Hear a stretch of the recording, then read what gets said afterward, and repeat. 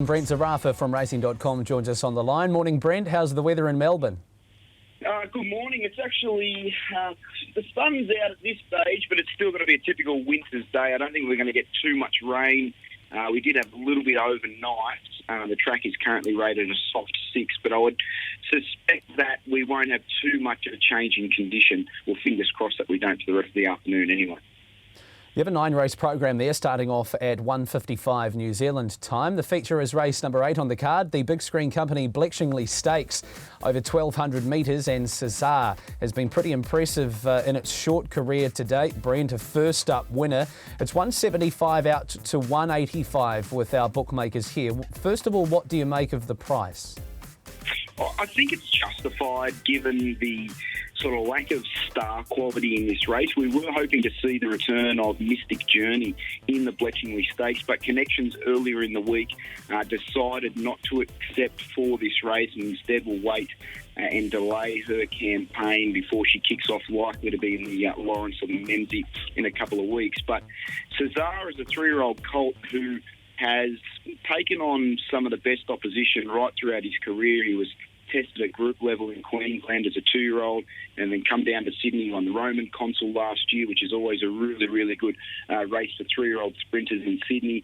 And then he returned with that first up win against the older horses. And he was well in at the weights under the handicap conditions that way, but to me, still at weight for age, he looks to be a class above this field. I think he would be competitive in some stronger races in the deep end of the spring. And the thing with him is he handles all conditions. He's very effective on rain, on softer, wet tracks, which we've got today.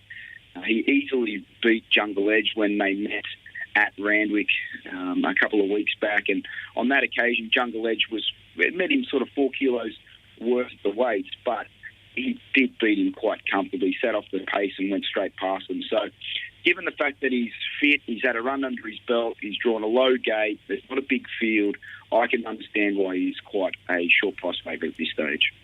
What about Cliff's Edge first up? Is there any report as to how forward he is? The suggestions from the stable that we heard on Racing.com earlier this week from Kieran Maher is that, look, he's a horse who they're still sort of getting a feel of. He's come across from Darren Weir. He's first up for the new team. He has been off the scene for not a significant period, but he's resuming here off a decent break. And I just sense the feeling that he's going to be much better suited maybe in a fortnight's time in the PB Lawrence Stakes and then maybe even third up into the Group 1 Memsie at 1,400 metres. That has been his pattern for probably his past 2 preparations. So and I think it's a very similar sentiment with number 1, Scales of Justice. I'm just not quite sure where he's at in terms of he's now a 6-year-old rising 7.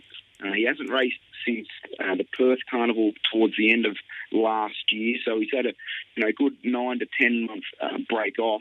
His recent jump outs have been okay without being brilliant, but I just think Scales of Justice, Cliff's Edge, both of those horses profile as to me personally as they're going to be much better suited when they get to 1,400 metres and even out to a mile. Yeah, Cliff's Edge currently holds a nomination for one of our Hawke's Bay features, the Tarzino. So that's the 8th on the program. We're going to take you back to the earlier part on the program. We're going to take a look at race number 4, the Danny Barrett Vibus Gold Stayers. Suppressor and Fanciful Toff share favouritism here with Sasco. Is it a case of the 3 up the top of the book being dominant to the rest in the 4th? Yeah, they look to have a real class edge on this field. Now, this race is a good prize money race for Connections who have Vobis eligible horses, which means they had to be bred by a Victorian stallion in Victoria. So it does sort of narrow the field, and under the conditions of the race of set weights and penalties, the best horse in this event in Suppressor, if this was a handicap, she would have to probably stand minimum 5 to 6 kilos to the next horse and then significant weight to the rest of them. So the fact that she gets in at level weights with the top horses, the ones down the bottom in this that are big odds, they're literally should be going around into midweek events, but they find themselves in a pretty weak Saturday contest. And for me, she looks one of the best bets on the program in Suppressor. Her recent form, yes, I know she hasn't won for some time, but she's been taking on some much better horses up in Queensland in the Sunshine Coast Cup, and then last time out the Grafton Cup in far north New South Wales. Gets Mark Zara on board. I think she just goes forward, maybe sits outside Saxco, and fingers crossed, she'll be too good in race number 4. So she's one of my best bets on the program. I think she'll be very, very hard to beat. $2.50 is the price with us here in New Zealand. Race number 5 on the program is over 2,400 metres. The stayers step out here. Tavi Run, Ted Nugent with the 3 kilo claim as the race favourite for the Busted and Young team at $2.70. $4.80 for Ripcord. Now, this horse has had 3 starts to the races, Brent.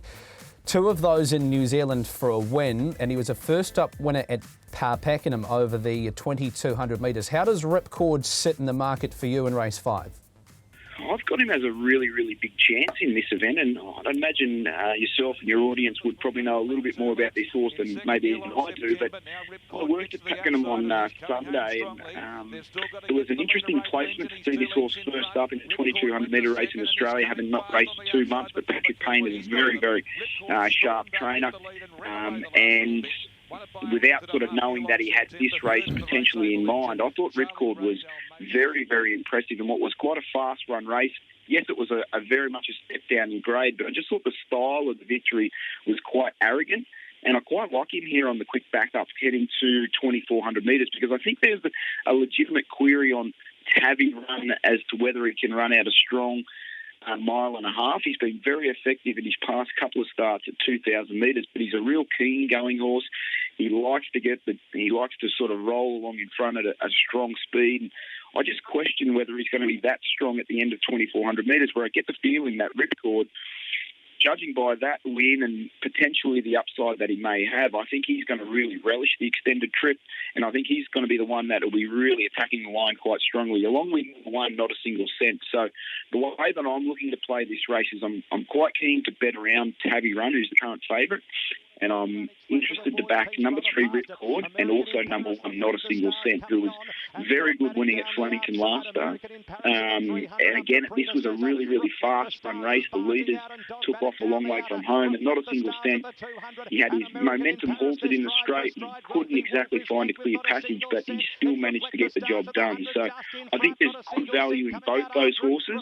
Not a Single Cent, you sort of getting around that $7 to $7.50 mark, and Ripcord sort of the $4.80 to $5 mark at this stage. I think they're both worth an investment to beat the favourite here in race number 5. Just in terms of the map, Brent, before we move on, Not a Single Cent draws in barrier number 7, Ripcord in barrier 9. Who do you anticipate to be settling handier out of those two? I'd imagine they're probably going to be in a similar position. I don't think either Mark Zara or Luke Curry will be in a rush going past the winning post for the first time from that 2,400 metre start, because I suspect Tavi Run, he doesn't have any acceleration, so he needs to sort of turn it into a bit of a tough grind. I think number 9, Great Khan, probably goes forward as well, a horse who set a strong speed with Tavi Run last time out. So I'm expecting that patience is going to be rewarded here. You won't win the race, I don't think, in the first half. You'll just need to jockey that sits back, and by this time, I think it's going to be the one that's got the most carrots at the end of this race. Patience is the cheapest thing in racing, isn't it? Thanks for your time this morning. Brent, enjoy your day. All the best.